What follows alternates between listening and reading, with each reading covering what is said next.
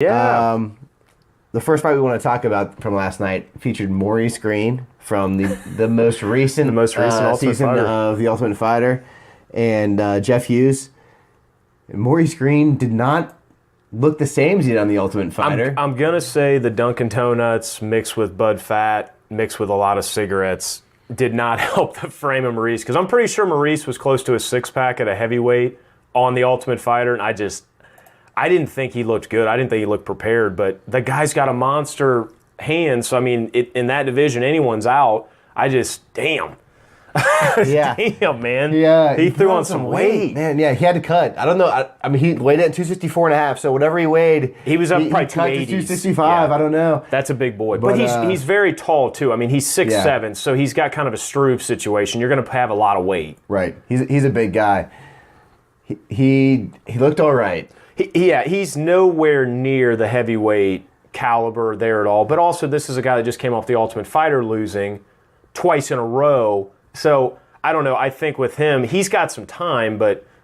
And funny thing I didn't know, he's already fought Jeff Hughes in another organization. They were talking about that during the fight. And I heard it last night. It was a 25-minute fight. I did not even know that. So these guys already knew each other, knew how they fought, and it was probably a completely different fighter compared to back then, even though it wasn't that long ago. It was in 2018 also. So it's kind of cool to see two guys that just fought recently within a year.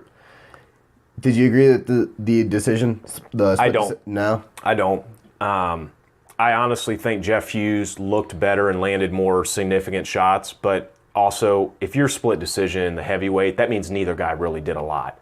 I'm sorry. Yeah. I don't think anybody did anything outstanding to where you absolutely won that round or you absolutely won that fight. But that's how the cards go, but good for Jeff. I mean, that's definitely going to help his career, beating a guy that's, could have ran up the ranks. Yeah, good start to the night for me. I like that. The first fight it was entertaining. I started watching. After that, we saw Matt Schnell tap out Luis Smolka. I didn't see that coming. I saw on your predictions that you had that, which, I mean, hell, right away. But, yeah, you had him decision. I mean, that sub. What did you think about that fight? And I want to get in a little bit about Schnell and Smolka. I thought it was entertaining. I thought a lot of the fights last night were teetering. Yes. Like to where they looked one-sided one way and then finished a different way. Exactly. I thought this was another one, but there were some quick finishes. Yeah. Some surprising finishes. Some that caught me off guard. I just thought that overall it was a pretty good entertaining night of fighting, and this was a good way to start the entertaining part of it. A lot of surprises. And for people that don't know, Luis actually had fought in the UFC earlier in the flyweight division. And his first opening fights were against Rob Font, Hector Sandoval. He lost both of those. Matt Schnell did. He fought Hector Sandoval and Rob Font. But Smolka came in as a bantamweight now. He'd actually been released by the UFC, and I did not know this. He had 4 losses in a row, and apparently he admitted he was blacking out drunk every night, and his coaches were finding him. And he was just going into practice hungover all the time, like not preparing. They're like, every fight he could have won if he would have prepared better. Wow. Apparently he had a drinking problem really bad. Was released when the flyweight division started vaporizing and Dana was cutting everybody under the sun. Re-signed him as a bantamweight and said, if you clean your shit up, we'll bring you back. So he had a win out the gate, back in with a submission armbar, and then got this fight with Matt Schnell. But I think Schnell's experience is just the reason that fight came down. I mean, I think his jiu-jitsu, and he transformed back and forth between a triangle, an armbar, and a Kimura on Smolka several times. Yeah. So, I mean, his ground game and his jiu-jitsu was good. I think it just overwhelmed Smolka. It could have went the other way, too. Smolka could have – he's very good on the ground, too. I just think Matt Schnell was very sharp, and he's already fought some big names out the gate. Everybody knows Rob Font's coming up the ranks quick. That was his first debut in the UFC. So he's fought some tough guys. He's on a 3-fight winning streak now. That's a good move in the flyweight, which was a bantamweight fight for him. He normally fights at flyweight. Yeah, entertaining fight. Hopefully we see more of both of these guys. Yep. Chick fight. Yeah, your favorites. Yeah, Kanitskia beat Marion Reneau by decision. By decision, yep. I believe unanimous decision. Yes. But her face was messed up. She broke her nose. Yeah. I said it. I watched her in the fight. My wife was watching with me, and I said, "Ooh, that girl just broke her nose." She's like, "Really?" And I said, "Look," and it was just in like a perfect little side L, and that was a bad punch. That was a stiff jab, and I honestly thought when her nose broke and the blood started coming, I'm like, she's going to be concerned about that. But she rode it out. Another fight, kind of like we said, a lot of surprises. That could have went either way. What I have to remember is Yana entered the UFC fighting Cyborg. They signed her and said, here's your first fight. Oh, by the way, it's against Christy Cyborg. I don't know if you know her. She's just an absolute animal and a freak. Good luck. Came back, fought Landsberg after, got another decision. Unfortunately, a lot of women fights, you're going to have these decisions because they did trade back and forth. They got bloody, they got beat up. But Yana showed a lot of heart through that because I'm going to tell you right now, if someone broke my nose, I'm like, dude, just take it. I mean, that's tough chick right there. That's going to help her a lot because that's now a 2-fight winning streak in the Bantam. There's not a ton of bantamweight fighters, so every win matters a lot for the women. Renault, I think that hurts her a lot, but at the same time, there's not as many fighters in there, so she can come back. She lost from Kat Zagano, which is not an easy fight. Had that last night, they could have won either way. One more win, she could be right back into another person to talk about. Right. Good fight. After that, we had Anthony Rocco Martin beating Sergio Moraes by decision again. Entertaining fight. A lot of trading back and forth. What'd you think of that fight? I mean, have you watched either of those guys much? So I thought Sergio Moraes was going to try and get a hold of him and submit him, and that's what I was expecting Brazilian to happen, background. to be honest. Yep. Yeah, and I haven't seen Sergio Moraes win very much lately. No. I feel like he's lost a step. He's not what he used to be. And it's not the same quality of win as it used to be. He's an older fighter too. Yeah. He's 36 years old, even with a Brazilian background. That's in that division. When Father Time catches up, that's a tough break because that welterweight division, as we've talked about, is very murderous. I probably thought this was the least entertaining fight of the night after I started watching. Here's my thing is I really like to watch Martin a lot because, one, he's been around a long time. He's kind of a veteran. He's really nasty with a lot of leg kicks, a lot of strong punches. If you've noticed, he's been in the UFC a good time and fought a lot of big guys. You know, Benil Derrick, which we're going to talk about in a little bit, that fought last night. Jake Matthews, the Celtic kid, that's another big name that he had a win over. He lost to over Mercer, which Alex Hernandez beat, so those are two top guys in the division. He's fighting the cream of the crop, and that win last night helped him because that's a 4-fight winning streak. Morales, unfortunately, that is not going to help his case because he's an older fighter, a loss to that. I just don't know in the welterweight at 36 right now with Sergio coming off a loss if he ever comes back and catches up quickly. I think that's a huge win for Martin with the 4 fights in a row, like I said. Maybe one more fight, he can be moving up to a little bit bigger guys to test him a little bit because he's already been tested before and lost, but it's been earlier in his career. So I think that could really help. And he's young. He's 29 years old. Yeah, it's a good opportunity for Martin to keep moving up, but I don't think Sergio is going to be contending. Here's something that I looked about Sergio. He fought a Ben Saunders who's been around a long time and fought a lot of guys, so he's very weathered. Tim Means, who's also on the card last night that we're going to talk about, he's beat some guys, but he got absolutely starched by Kamaru Usman. That's a different caliber of fighting for a guy. So if even that's those also wins, like Kamaru Usman's only knockout is like true. He's a decision master. I know. I just think that the fact that Moraes is the only person that Usman's been able to knock out, speaks to Moraes. Yes, that. He's there to get hit. I don't know. I don't think he's got a whole lot moving forward. Well, when you're beating two guys that are basically going to be either retired or out of the UFC in under 2 years, it's hard to really count that win as a win. I mean, I'm not taking away from Morales, but good fight overall. I agree with you. It wasn't the most exciting, but there was some trading that at least kept you entertained. Right. That fight was followed by Amari Akhmadov defeating Tim Boetsh, and that also went the distance. And a lot of distance fights last night, which is good and bad. Some people always want to see the knockouts, everything else, but you have to remember, too, is that goes to show the caliber of some of the fighters that they may dance a little bit different together, or they just may be really tough. For anybody that knows the name Tim Boetsch, he's been around a long time. He's had a lot of comeback wins, a lot of fun wins. I did not know this, but I was assuming it was going to happen recently. Tim Boetsch, 38 years old. That was his retirement fight last night. That sucks to go out on a loss because it was only 2 losses in a row now. Anthony Carlos Jr. was the one previous. That's a big fight.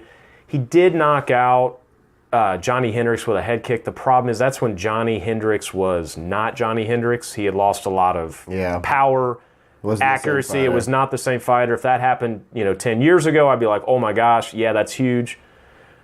He's fought a lot of tough guys in the division a long time, and I got to say, Tim Boetsh is always entertaining. I hate to see him go out on a retirement fight losing, but I was very impressed with Omari, and I wanted to ask what you thought about him now coming into the division, if he's going to make some stomps.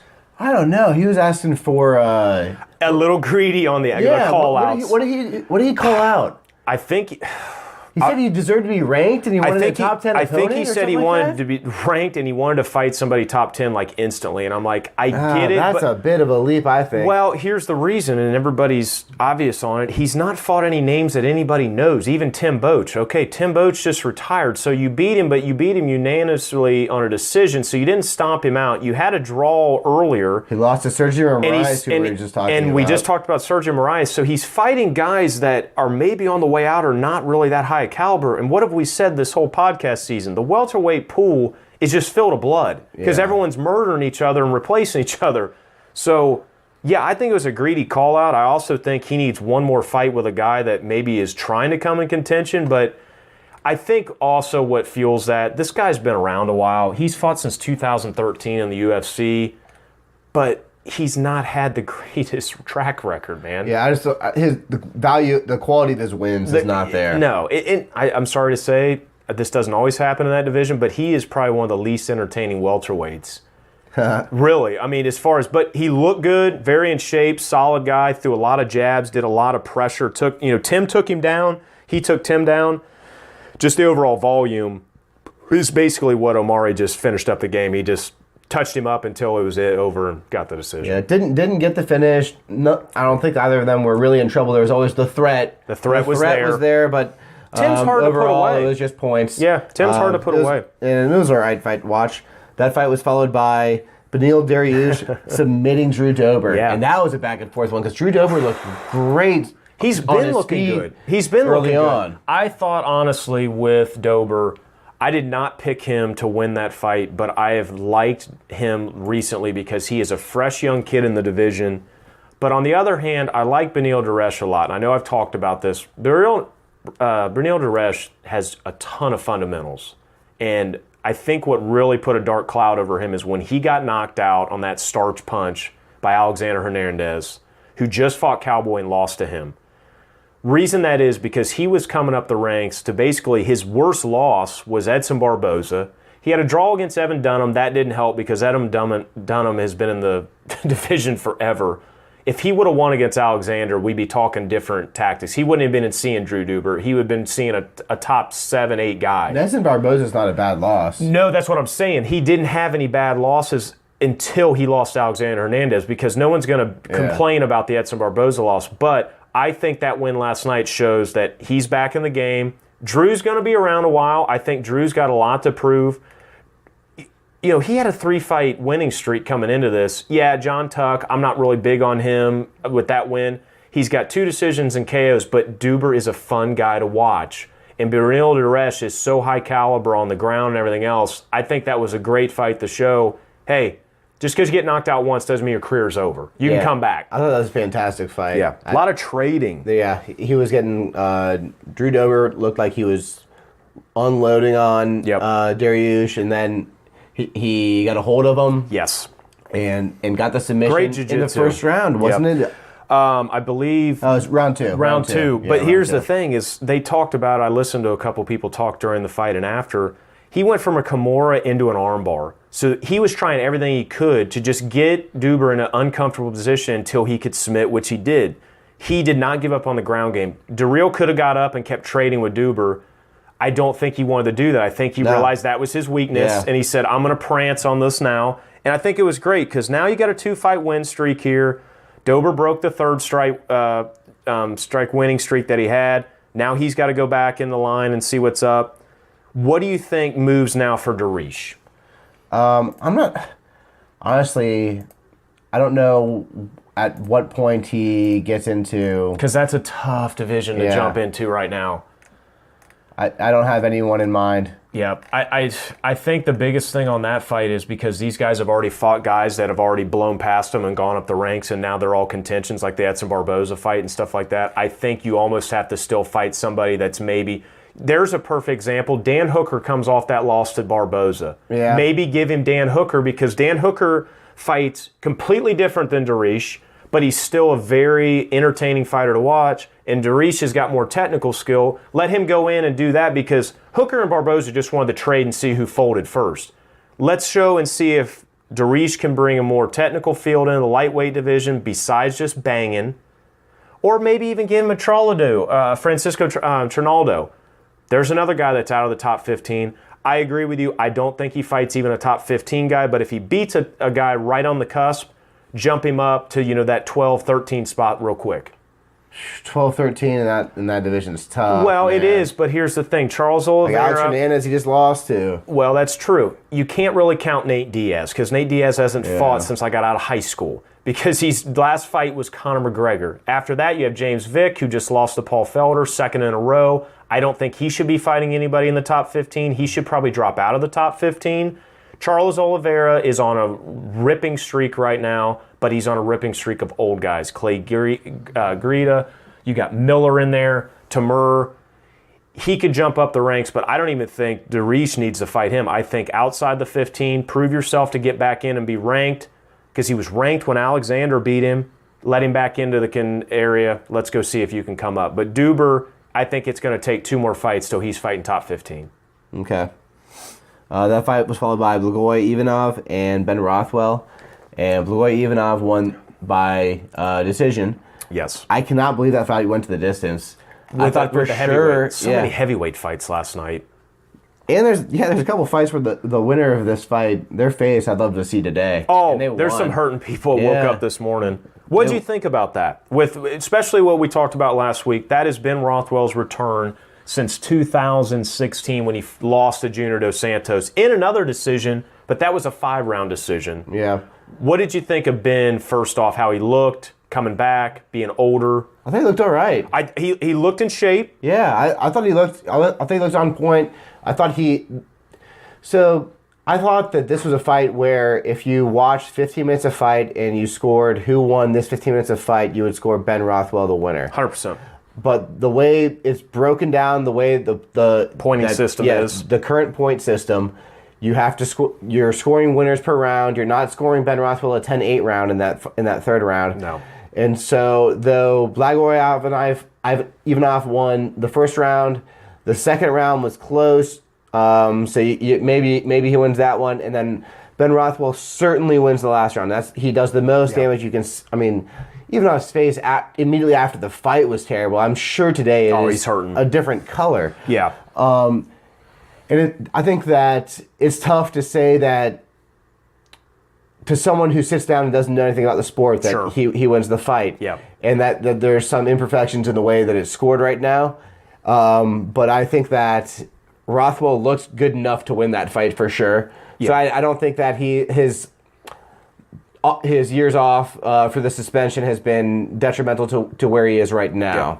I think that's a good assessment. I talked about before. I was really worried about Rothwell's ring rust just because of how long. Because in that division, at one point that was a very scary guy in that division. But also, like I've talked about before, he was fighting different caliber fighters back then. He was already ahead of the game.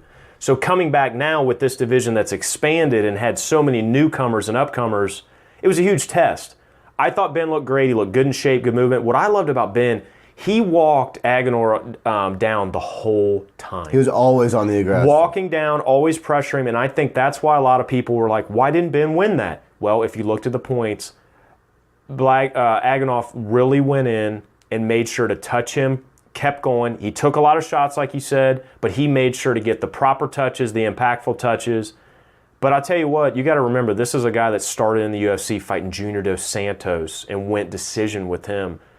Even though he's not older, but he's a guy that's going to have to take some time to really get up the ranks because there's so many guys that trade back and forth.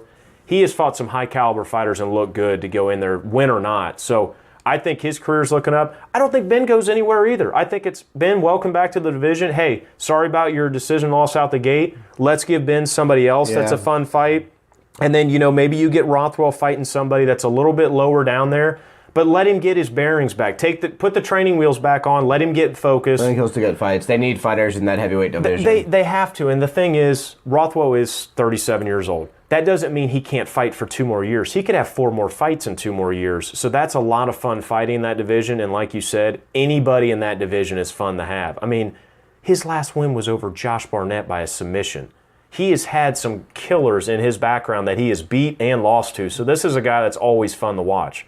And like normal in the heavyweight division, a lot of KOs, and even for him, submissions. So I think it's cool to see him back, honestly. I wish I got the evil, weird laugh at the end, but we didn't get that. Not last night. No, unfortunately. But welcome back, Ben. So round 1 of the Nico Price-Tim Means fight was my favorite round of the night. I was looking forward to this so much. That was a hell of a fight. Tim Means was touching him up in the head all the time. Oh, Open hand slaps. Nate Diaz style. His combinations looked slick.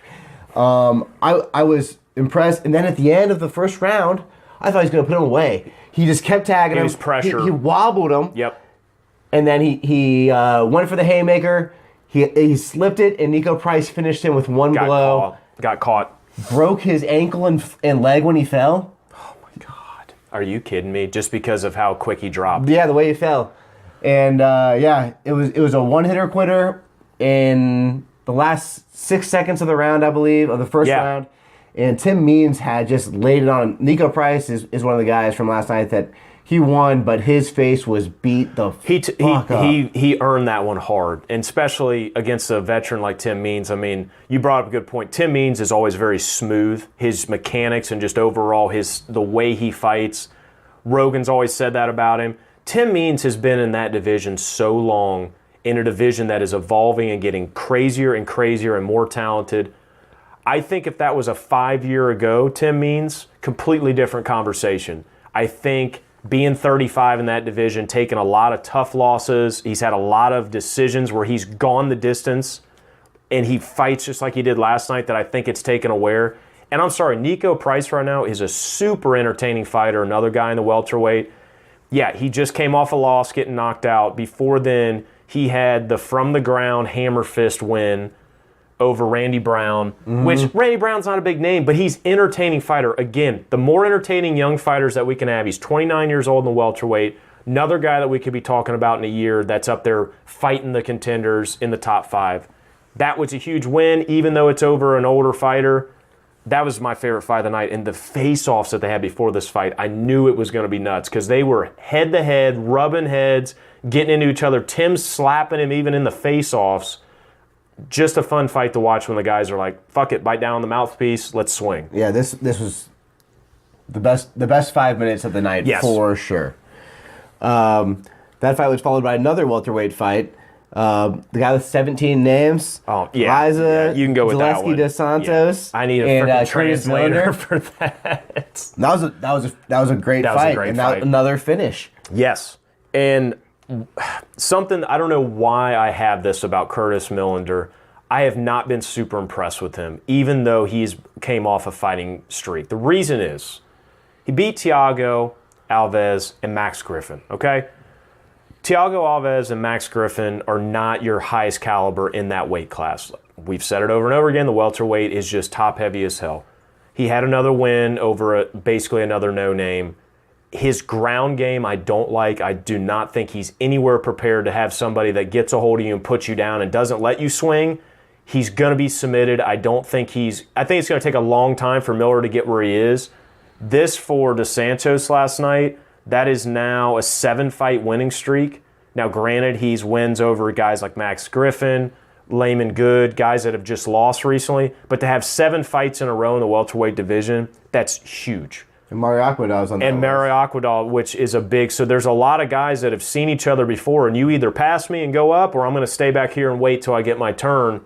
I think this helps him out a lot to get a good fight here to make his name even bigger. And I think he looked really sharp, honestly. I think he overwhelmed Millender to basically say, hey, I'm eventually going to take your back. That's it. I think he just played that ground game until he wore Millender down enough to say, it's over. And I think he's marketable, too, as a Capoeira fighter. Yes. Yeah. I mean, good call. That was always my dude in Tekken, Eddie, the Capoeira fighter. Shout out to Cousin Scott. Yep. Trained Capoeira when he lived in Charlotte. That's right. But it's a fun style. People love watching that style of fighting when you get to use those moves. Yep. And he credited his balance when he did get hit and his recoveries last night to training in Capoeira. Which you never hear. Yeah, ever. So I think that being the Capoeira fighter that's ranked in the UFC is a marketable opportunity, and I think that he's going to be another one of those guys that, man, you just line him up in the welterweight division and put him up against anyone that's got a number next to their name, and it's going to be a fantastic fight. Well, think what you just said. His last 2 fights before this were won by a flying knee and another one with a spinning wheel kick. Right. That's Edson Barboza stuff. That's what people want to see on TV. You don't want to see 2 wrestlers having sex with each other. That's why nobody watches the NCAA Championship Wrestling. Gets boring. This is not boring, even with a chokeout. And the thing is, Curtis Millender, I think even if he would have won that decision or even knockout, it's not that impressive except that he snapped a guy with a 7-fight winning streak. Now you got a guy with that 7-fight winning streak that everyone's like, okay, let's see what this guy can do. No, he was ranked. If you're ranked in the welterweight division, then it's a big deal. It's a big deal to fight him. I just think, I don't know why I'm hating on him, Curtis. I like you as a person. I just did not think he was going to be somebody to really do anything. Mm-hmm. Now, you're going to move him up. It'll be interesting. Gunnar Nelson's fighting next week. George Masvidal's fighting. Now with Santos, he's got some guys, and Leon Edwards is fighting. Depending on how those outcomes come, he can move up and also fight a guy that if he beats the next guy, it's even a bigger jump, especially in that division. So I think that's cool. Maybe even your boy Damian Maia, that'd be interesting. Get 2 Brazilians against each other. Plus, obviously they both got a ground game. But then you worry about, are people going to be bored? But no, I don't think with that Capoeira style fight. That's crazy. I forgot all about that. That's awesome. Good call on that. In the main event last night, JDS Dos Santos finished Derrick Lewis. And that was a fight we knew was going to get finished. It was not going to go to the distance. We both picked JDS Dos Santos to win in the second round. A TKO.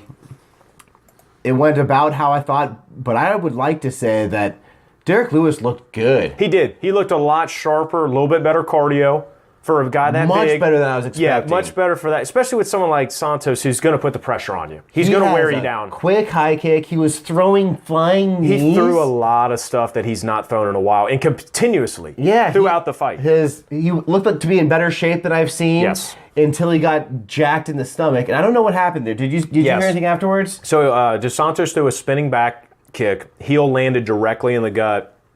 Derrick dropped and was like curled up like, I don't know how long I can stay here because this kills, and then threw a monster bomb that clipped Santos. How great would it have been if he knocked him out there? Yeah.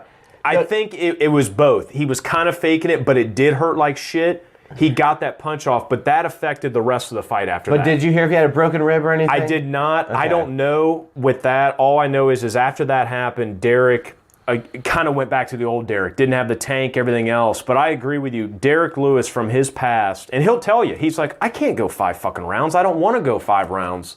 That last night, in 2 rounds, he looked very good. He threw a lot of bombs. Junior is just a different heavyweight to where, one, he looks a lot better. He's lighter. He's quicker on his feet.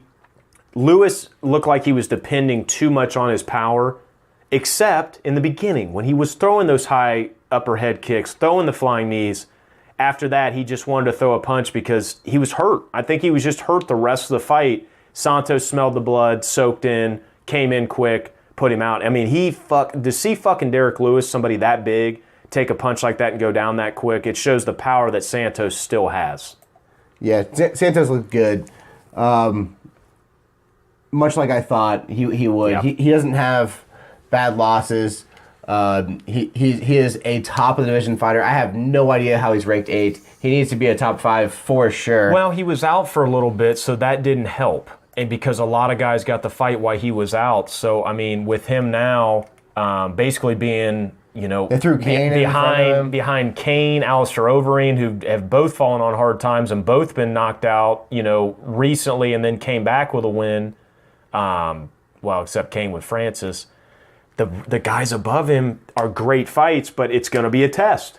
It's going to be a test to a new pool. Yeah, like I said, I didn't think Derrick Lewis should be 3, and I didn't think JDS should be 8, so that was... We talked about it last week when you got that fight that he had in the last minute over Drago. We're talking 2 different stories right now. If Drago would have won that fight, Drago would be 2 or 3 right now. Derrick Lewis would not be ranked 3. He'd be down around 7 or 8, and he would probably be fighting somebody more like an Alexius Olenek or maybe a Justin Willis. But Derrick Lewis has had big wins when he needed. So who do you think Derrick Lewis does fight next?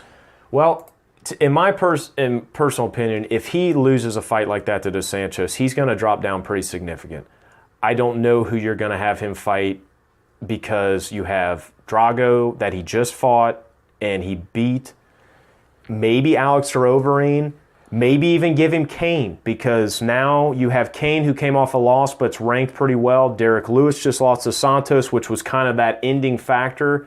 Kane, Derrick Lewis, I would love to see. I still don't know if Kane's deserving to even fight Derrick Lewis right now. There's a lot of fighters who are scheduled to fight right now that, I don't know. What about Ivanov? Ivanov could be a good choice because he's available, and he just had that win. They're both coming. And he's coming off. He's come off a loss, and one's coming off a win. Yeah, Lewis is coming off the loss, but I don't know. I think he's probably in a weight kind of place because of all the fights that are scheduled to take place. He might want to see what happens. Yeah. My thing is though. Plus, who knows what happened with his gut? Well, yeah, injuries, let alone just coming off a fight. And it's early, it's still March, but I think the problem is I remember when Derrick Lewis lost to Mark Hunt, when Mark Hunt finished him with the top elbow and everything. Derrick Lewis was like, I'm going to take some time off. I need to evaluate if I want to fight and everything. Derrick Lewis is not that old for that division. Derrick Lewis might not want to fight much longer. No, but he did just have 3 fights very quickly. Yes, he did. I mean, he's had 3 fights since that Alexander Volkov fight. Yes. Is quick, so he may just want to take some time off, which to recover. Is probably the right move to do right now based on where the division is. Well, and that way too. But he is at the top of the division, and he is a draw, and every time. He has big fans, so he's not going anywhere. He's going to get big fights. Did you see my balls was hot shirts that they had on TV? I did. And then Paul Felder had to ask if he could say it, and they're like, "Can I say this?" He's like, "I'm on ESPN. Can I say this?" Yeah, Annick's like, "Just go ahead and do it." And he's like, "Yep, my balls was hot." And Paul, I like Paul. I think he's a great commentator, and he keeps it fresh. But yeah, Derrick Lewis is a draw. So that means he's got a lot of great fights that he can hang at the top. I think Derrick Lewis, if he stays in the division as long as I think he will, he's going to see a lot of these guys multiple times. Yeah, he's going to be fighting up against the top guys. There's going to be a lot of 2s next to his fight names. But I agree. Right now, your top 10 in that division, it is a waiting game because so many guys are fighting so much already this year. So hats off to Santos coming back. I think he is looking maybe one of the best he's looked in a long time. He's looking like his old self. And who do you think he gets next? Well, he's got to be looking for someone who is a title contender. So I got very greedy with my first. And the only reason I got greedy with it is because I do not like that Francis Ngannou fight. Because the Cain Velasquez, to me, has a huge question mark on it. You don't think a JDS Francis Ngannou fight is? It is. I don't like it because I would rather see Dos Santos fight Stipe again. But that's a huge jump. I know we always talk about this. The reason I say that is on paper and the background of Francis, even with 2 back-to-back wins, they may be scared that they could hurt Francis's marketability with having somebody like Dos Santos who is hungry as shit back in the division, wanting to get nuts, maybe make a monster fight and have him and Stipe, because now they're looking at Santos as being their new money bag. Santos comes in and fights Stipe. He's on a 4-fight winning streak over 2 guys that were murderers in the division, Tuzova and then Derrick Lewis, who were going to be fighting for the title eventually if they kept on a winning streak they had. You jump him up to fight Stipe, there's your last cutoff to say, all right, here we go. And then guess what? Dos Santos, if you can stay healthy, and then guess what? By then, Mr. Cormier is good and healed. His hand, his back, everything's ready. Let him go fight Cormier. Yeah, I wouldn't have a problem with him fighting either Francis or Stipe. And Francis does make more sense because Francis beat Curtis Blades. He beat Cain. The Cain win is what's bothering me. Does that really say Francis is that talented an all-around game compared to Santos. But Santos has gone up against Stipe before and been starched and been beaten the fuck out of. So do you give him a test one more time instead of pushing him right in, like we've been talking about, maybe too early, like an Anthony Smith situation where, probably should have gave you an extra fight, but it made sense at the time. Dos Santos is a former champion. I mean, that's the difference. Yeah, that's the difference. Is Santos has been in this game. He's ready. Done this dance. But I don't think that he deserves it yet. He needs a win against a top contender before he gets a title shot. No, and that's why I'm saying that as a fan, I want to see the Stipe, but he's got to go fight Francis. And to me, that's a marketable fucking fight. You got Francis and him. Big guys going after, I think, is going to be easy to sell. Well, and everybody knows the name. Everybody knows Dos Santos from the background and all the years, and now you have Francis, who's the scariest man on the planet. It's a perfect, marketable fight. Then also, you got two healthy guys that are ready to go bang it out. Let's have that fight about May, and we're great. Yeah, this division's super active except for Stipe and DC. Well, and you know what? I give it to Stipe. He is trying to sit to the side to get what he thinks he deserves. So is DC. And DC's doing the same. And you know what? He's doing it while he has the belt. And though. he That's is. The difference. That's the difference. And Stipe, we all know, is not getting any younger. So Stipe is needing to fight this year quick, because if he does not, he's going to take a year absence waiting for Cormier, who could possibly retire. So at the end of the day, I know he wants that Cormier fight. If he fucks around and waits, he might have waited a year that he could have been fighting, making money, and possibly be taking a belt from someone else that's not Cormier. Yeah. I think that Junior's next fight is going to be a contender, but I think there's so many fights you can set up right now in the heavyweight division that you could say are top contender fights, where the winner of this is the next top contender. But throw a dart and it's a fun fight. DC is not defending. He's going to fight Brock Lesnar. So who the hell knows? This division at the top is going to get a big logjam. If that Lesnar fight happens, that division, like you said, is just another world. But also, does Lesnar stick around? Does Lesnar do a Lesnar, come back, try to get a belt? No, he's coming back for a fight. He's not coming back to be a fighter. Yeah. I mean, it's not going to happen, but no, and it's just going to be a money thing. Yeah. Nice. Overall, fantastic card. And it was a good card. You said the best thing ever in the beginning. Surprises all over. Decision surprises, win surprises, fighting style surprises. Keeps people entertained. Yeah, I thought it was entertaining, especially after the main card got started. I thought it was entertaining fights. Yeah. Some of them went the distance. There weren't finishes, but there was a lot of damage. Yeah. And overall, I thought it was a very good fight on ESPN Plus. Yep.